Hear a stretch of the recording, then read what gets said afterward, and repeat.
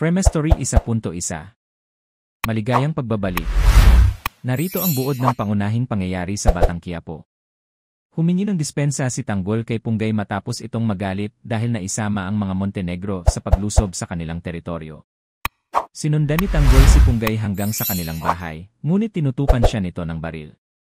Agad na inawat sila ng lola at ama ni Punggay. Ipinaliwanag ng ama na naging biktima rin siya ng mga gerero at tama si Tanggol na dapat silang magtulungan upang pabagsakin ang kalaban. Dahil dito, pinili nilang sundin si Tanggol kahit hinarang siya ng mga dating nakaaway niya nang iligtas niya ang ama ni Punggay. Samantala, natuklasan ni Rigor na sinira ang pinto ng kanyang bahay at nalaman niya kung nasaan si Maritz.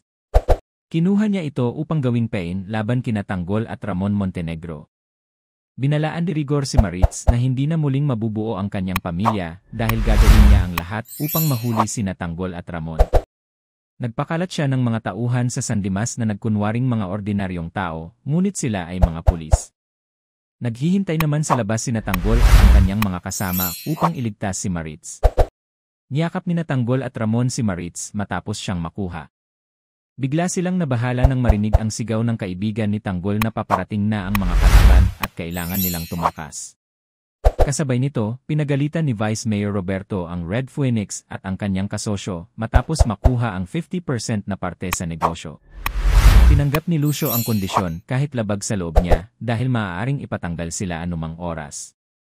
Naghihintay lamang sila ng tamang pagkakataon upang traidurin ang mga gerero. Aabangan kung maililigtas ba ni Tanggol si Maritz at kung makakatakas sila mula sa mga pulis.